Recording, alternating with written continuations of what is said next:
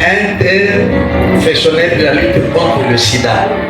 Kutokana na chikongo chinene chechezi muno maprovensi wetu bakutana malwatu alwangisha kukoli pampili kwa isambe ya sida. De lutte contre le sida. Wakulwangisha isambe ya sida. Merci. On a pris héros de la foi comme membre du conseil interprofessionnel de la lutte contre le sida.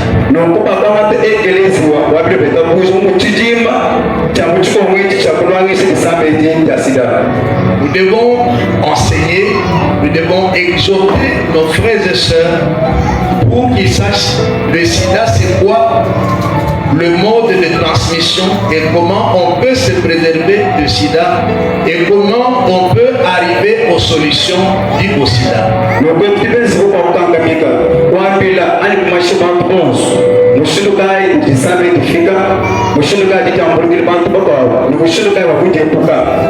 Je sais que tout le monde entend parler de sida, n'est-ce pas? Au milieu de lui, il y a des corps soignants qui soignent le sida. Mais parmi les membres de l'église, tout le monde marche comme si le sida n'existait pas. Ça existe.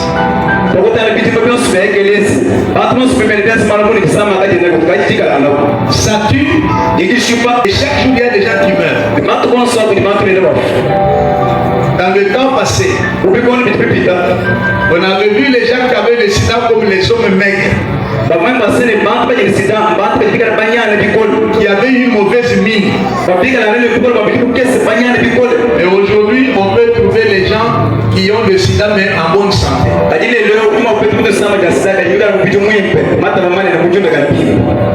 Comment est-ce qu'on peut savoir que cet homme a le sida et l'autre n'a pas le sida? Il faut qu'il y ait les examens de laboratoire qui déterminent que cet homme a le sida ou il ne l'a pas.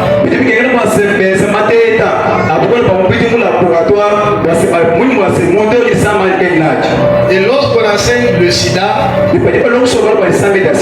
il faut dire aux membres de ceux qui ont déjà une personne, homme ou femme qui a le sida, de ne pas le marginaliser, de ne pas le voir comme une personne à mettre en quarantaine, mais une personne qui doit vivre dans la famille ou au sein d'une communauté.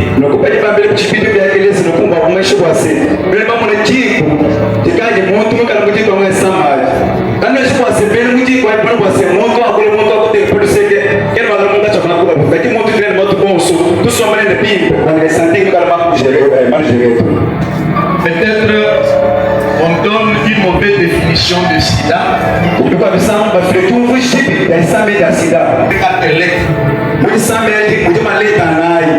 y a la lettre S qui dit syndrome. D qui dit déficient. A qui dit acquis. Est-ce qu'on m'entend bien? Le sida ne vient pas comme héréditaire. Non. Il vient comme dans les gènes. Comme une maladie que quelqu'un peut laisser à la famille.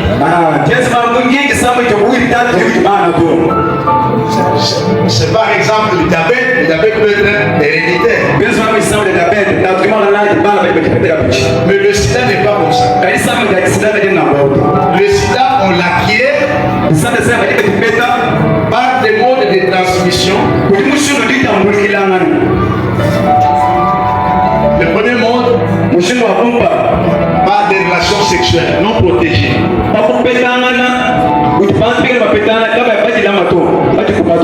J'ai dit les relations sexuelles non protégées. Ça veut dire que homme qui peut avoir le sida ou la femme qui a le sida, comme ils sont ensemble, soit c'est une personne qui se protège, une personne qui se protège. Il se protège comment? Soit avec le condom. Ce mal-là, la personne qui a le sida ne doit pas transmettre à l'autre. Mais celle qui a sa maladie va la conserver. Ça, c'est le premier mode. Transmission de sida. Par les relations sexuelles non sécurisées. Deuxième mode de transmission, avec les objets tranchants. Nous avons les rasoirs. Il y a aussi les tondeuses. Il y a dans les salons, on utilise les tondeuses. Par les mêmes personnes, on peut avoir utilisé par un citoyen. Toi qui vas aussi utiliser les mêmes tondeuses, vous tombez malade.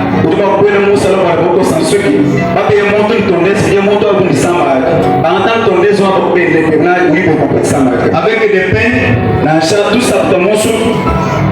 soit avec seringue, tout ce qui blesse. Si ça avait déjà blessé quelqu'un qui avait déjà le microbe de sida, si ça te blesse aussi, il y a la communication. Tu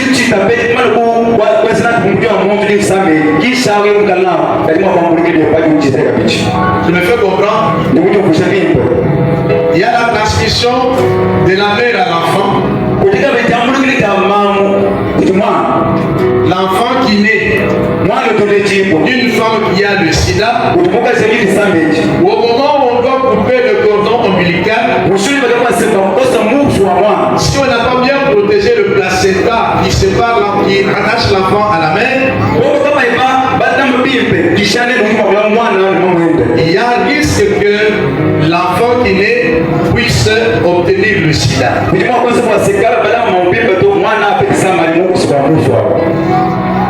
Quatrième mode, transfusion sanguine.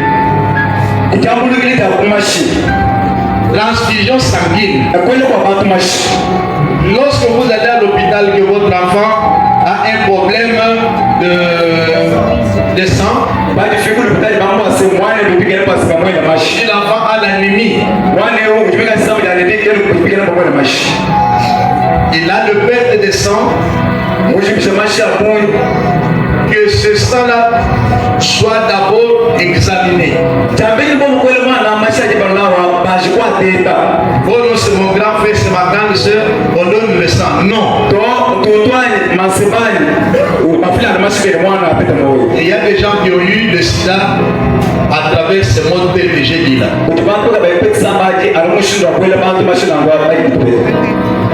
Je me fais comprendre. Venez avec moi. Nous disons cela pour vous éviter le sida. Le sida tue. Lorsque vous avez déjà le microbe là, c'est jusqu'à la mort. Comment est-ce que vous pouvez savoir que vous avez le sida? Allez vous faire examiner. Si vous avez un état physiologique bon.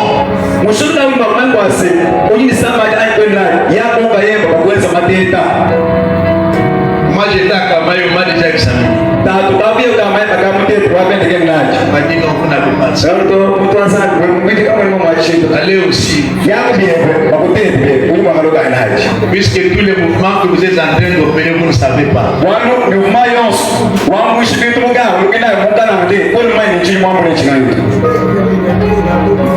Nous ne disons pas que le sida existe pour vous faire peur. Mais c'est pour vous prévenir afin d'éviter. Mais des fois pour dire à celui qui peut déjà l'avoir, qui a la possibilité de prendre les produits qu'on appelle les antirétroviraux pour prolonger la vie sur la terre. L'État a trouvé des solutions avec les antirétroviraux. Ça existe. Ça ne guérit pas, mais ça renforce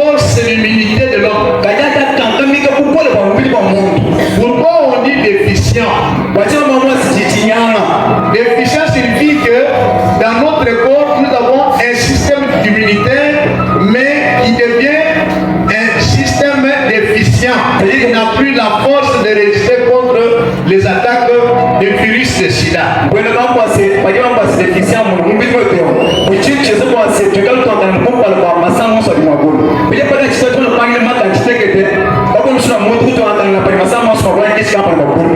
Je vais dire à chacun de nous, nous avons les globules blancs.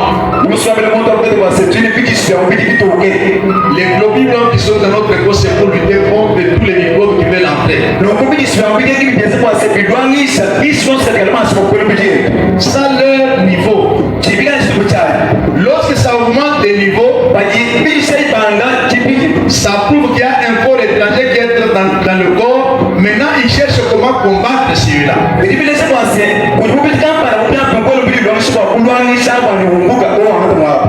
Mais dans le corps de l'homme qui a déjà le sida, celui-là, on l'appelle un séropositif. Tu me fais comprendre? Celui qui a le microbe de sida, on l'appelle qui? Séropositif. Séro signifie le sang. Positif, il signifie il y a le microbe de sida. Dans tout homme ou toute femme qui a le microbe de sida, il y a des anticorps contre le sida qui se forment.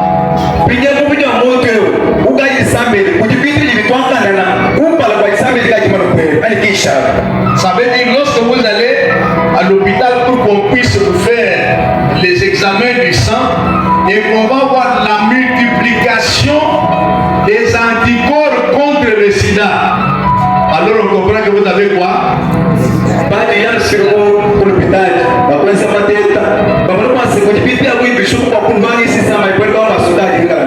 C'est le système immunitaire qui développe autant contre le sida, mais ça prouve qu'il y a déjà le sida.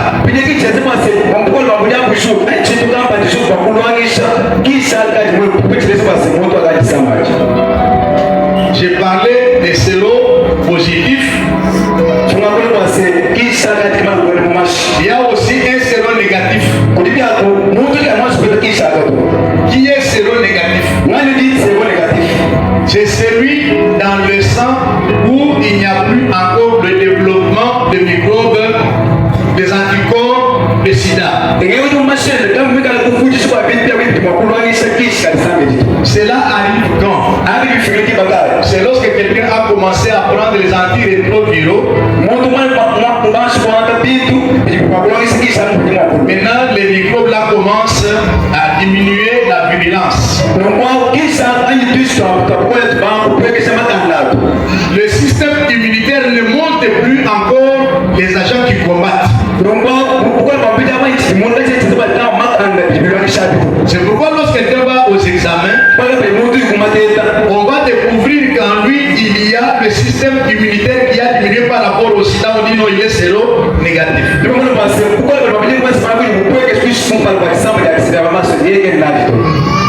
Non. Il a le sida, mais le système immunitaire qui développe la lutte contre le sida a fait quoi? A diminué.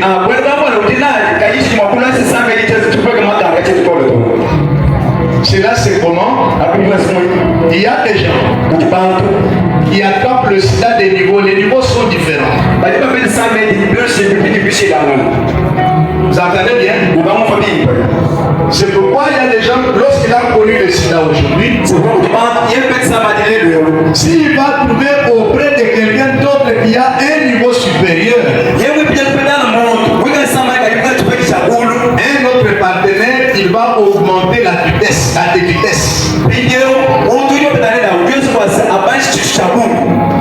C'est pourquoi on annonce aussi comment il faut lutter contre le sida. Comment peut-on lutter contre le sida? Mon premier mode de lutte, il y a l'abstinence. L'abstinence, tout le monde, on peut s'abstenir. Tu sens le goût, mais tu t'abstiens. Alléluia. Amen. Est-ce que je me fais comprendre? Il faut toujours l'abstinence. Entre les couples, il y a ce qu'on appelle la fidélité dans le couple. L'homme et la femme, ils doivent être fidèles l'un de l'autre. Ça peut arriver que la femme soit fidèle, l'homme n'est pas fidèle, il va sortir, là le microbe il vient, il laisse à la maison.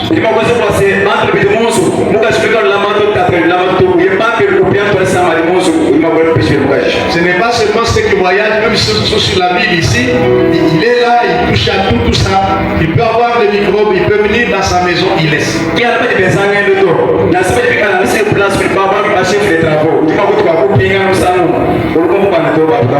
Ça peut être la femme. Le sida ne peut jamais être contaminé à quelqu'un par un animal.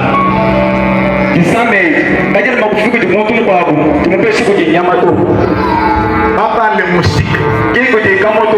Il va dire non, j'ai été piqué par les moustiques, c'est comme ça que j'ai eu le sida. Non. Même moi, vous sommes Les moustiques ne communiquent pas le sida. Les animaux ne donnent pas le sida. Mais c'est un syndrome humain.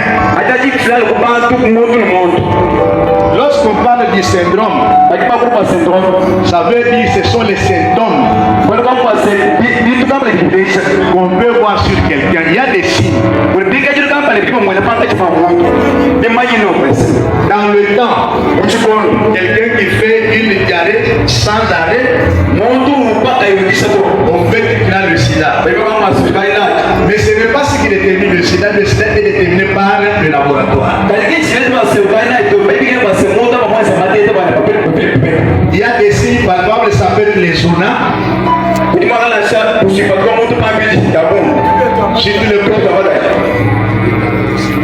Il y a ce qu'on appelle le virus herpès.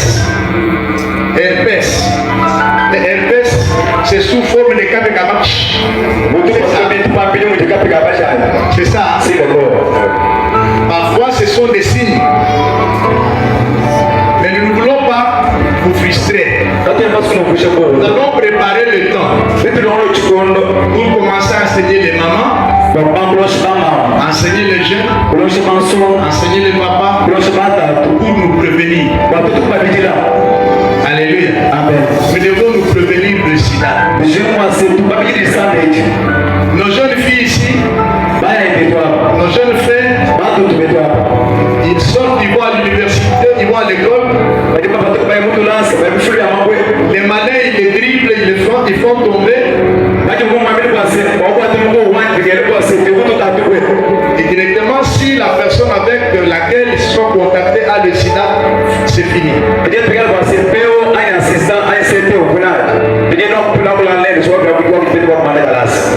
J'ai dit aux jeunes, la sexualité doit seulement se faire dans le mariage. Abusez bien.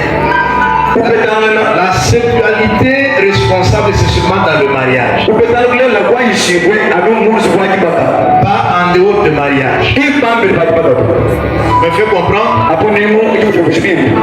La vraie sexualité, c'est dans le mariage et non en dehors du mariage. Je sais que plusieurs viennent, ils trompent.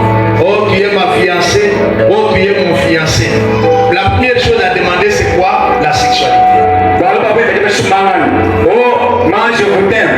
Toi aussi tu t'aimes bien. Il peut voir des choses que tu ne peux Dans ce sens-là, on peut se communiquer le sida. Accepter que nous puissions arrêter. J'ai voulu faire le petit briefing. Et nous allons organiser des moments pour parler avec vous du sida. Amen. Amen. Le sida existe. Il tue. C'est vrai, il tue. Mais on peut se préserver, on peut s'épargner. Mais ceux qui en ont, il ne faut pas les marginaliser. Il ne faut pas les exposer. Il faut avoir pitié d'eux. Il faut les orienter là où on peut les prendre en charge, puisqu'il y a des structures qui les prennent en charge pour le moment. Quelqu'un peut avoir le sida, il met au monde.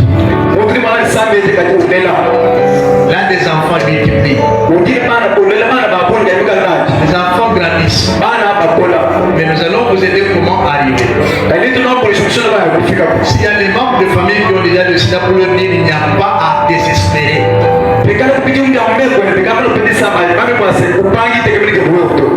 Peut-être s'ils peuvent être au milieu de nous, nous ne pouvons pas le savoir.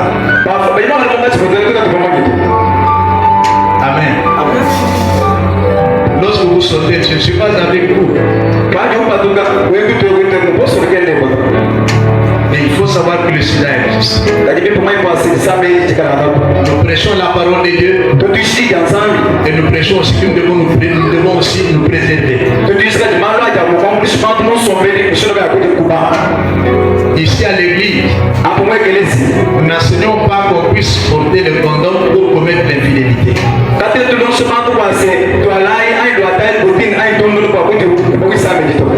Mais les hommes qui veulent vivre selon le monde, ils peuvent les porter. Il est concédé par la médecine. Mais non, en tant qu'enfant de Dieu, nous disons à l'église, femmes et maris, soyez fidèles. Hommes, aimez votre femme. Femmes aussi, soyez sujets à votre mari. Que personne ne prive l'un de l'autre.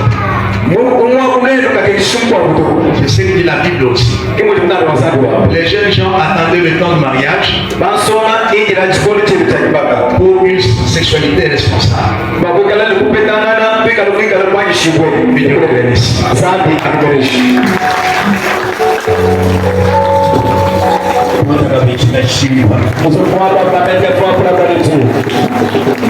Revelente glorioso.